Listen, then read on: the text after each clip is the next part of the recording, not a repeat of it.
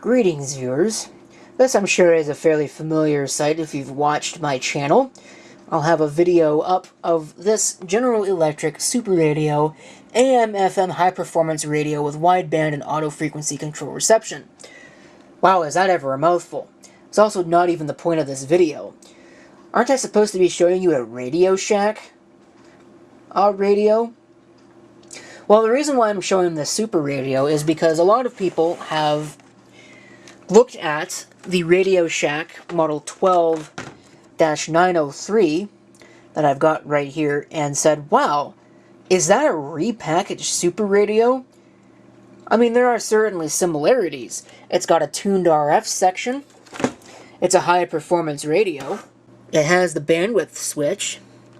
Of course, if you have a look at it, you can see that the design is very different between this. Even though there are certainly similarities, there are a lot of differences.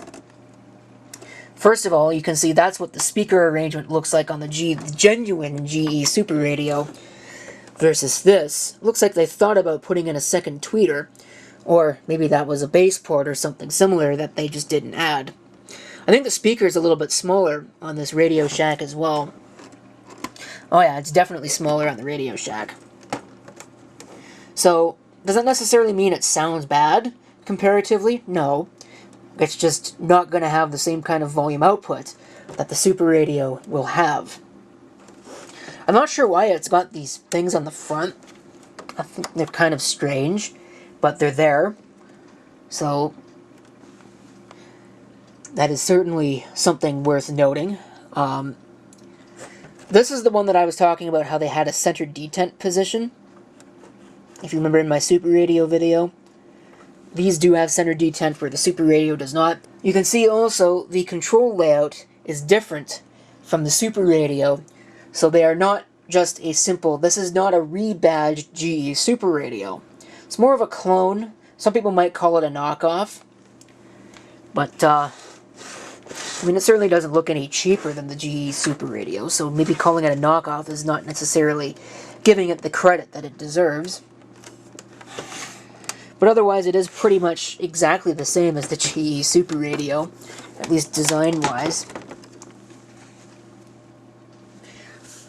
You can add your external antennas.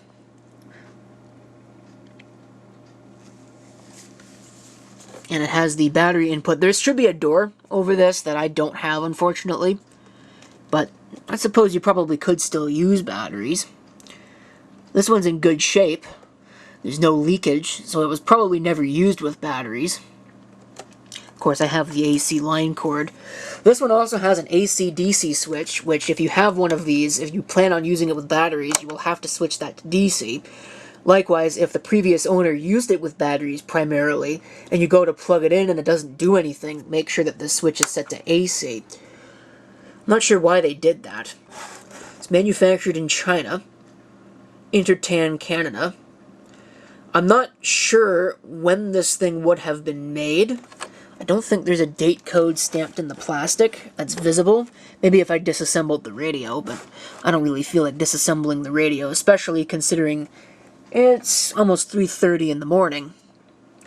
Really should be in bed rather than working on this crap, but I wanted to get it done, so we're going to get it done. Let's see how the performance compares to the GE Super Radio. Again, unfortunately, this is the best I can do. I don't feel like getting out a tripod at this hour, so this is what you'll get.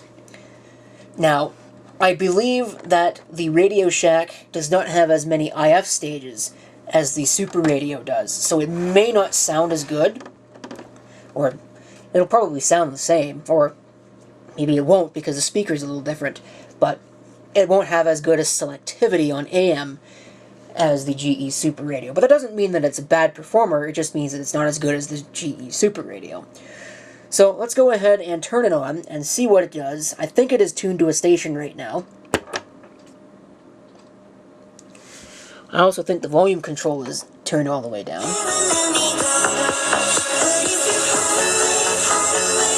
Okay, I gotta find a station that's not playing music. It's AFC one? No, it's coming on.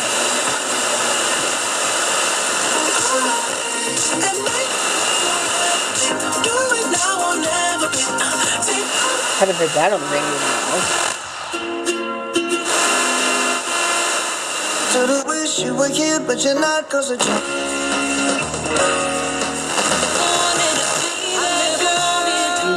better turn that down.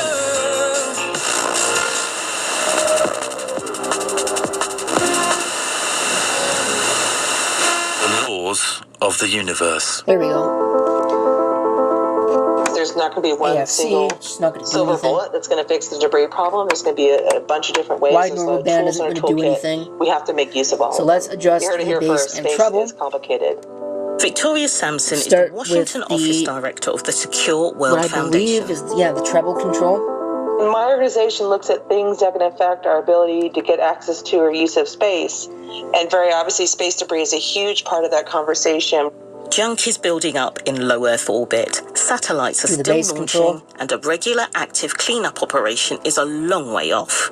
So who's responsible for sorting this out? No one is in charge of space. It's a common domain. There's no global laws for space junk, but there are guidelines and international agreements. L'information, mais pas savoir dans le sens noble des anciens, là, si on peut dire. Pascal,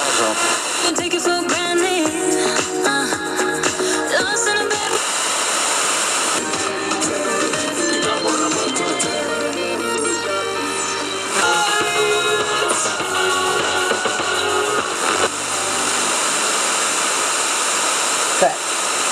So I think I've given enough of a demo on the FM band, so we'll just go ahead and switch it to AM. Here, I believe this actually has a silencing circuit in it, where I don't think the Superadio does.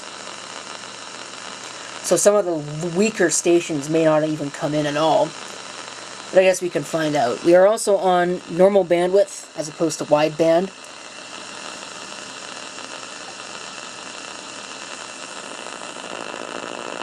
Yeah, it very definitely has a silencing circuit. Something will get through. Well, maybe it doesn't.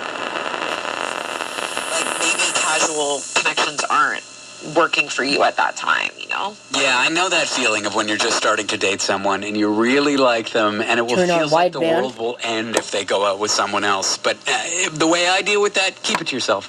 You just lay in bed, feel your feelings, feel like the world will end, but leave the person.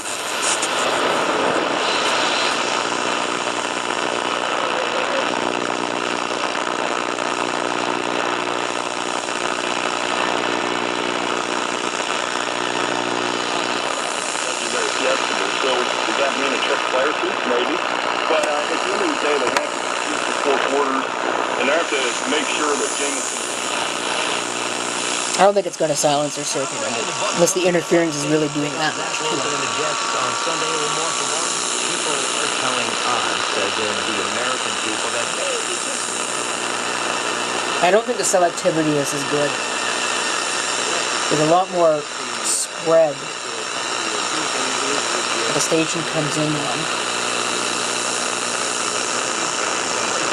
on the AM band. It's more like a normal radio.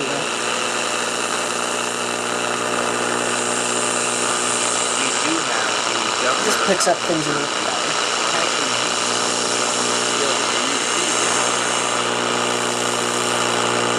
And again, it might be better still if I take it away from all this interference.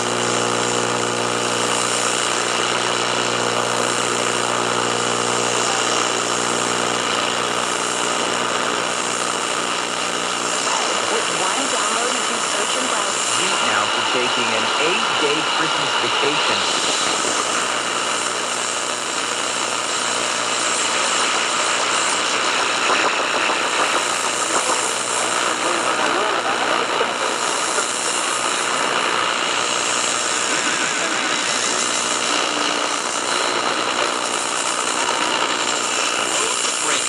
Since 2015, Goodyear has been a proud sponsor of the Goodyear Cotton Bowl Classic. And on January 1st of that year, we were treated to a classic as Michigan State after falling behind by... I think what we saw, of course, We all remember that. Murphy was asked last week about whether the trip was appropriate, given that his state is seeing a surge in COVID-19 cases with a 7-day average case count. The group that stripped Pluto of its planet status wasn't using a science-based definition. Really?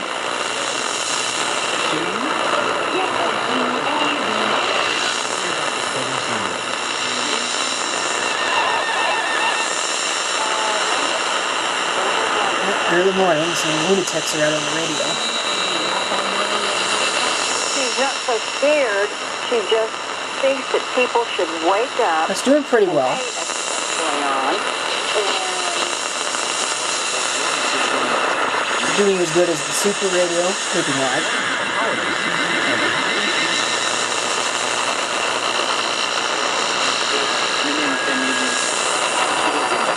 Should be a local station kind of. Does that include the Ouija board? I don't think. Oh, I thought she said you did. Lamar Jackson missed him. And the ball was high and behind him, and, you know, maybe his Herculean effort, he would have caught the ball, but he didn't, and he shouldn't have been expected to. And Jimmy Johnson was also talking.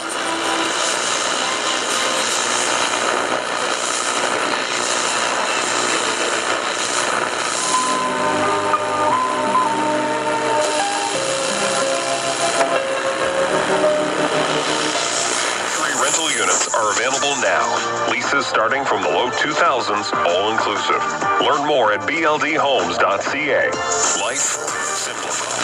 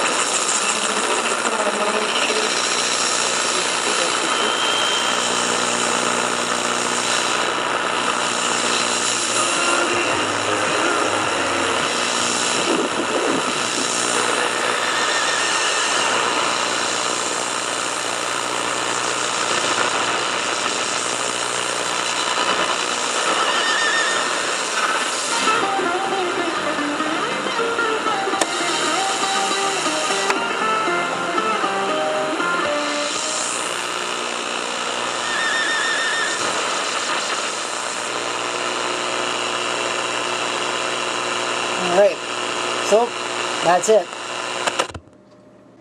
Thank you for watching my video of the RadioShack Model 12-903 high-performance AM/FM radio and my comparison to the GE Superadio 3. If you've got any comments, feel free to leave them down below.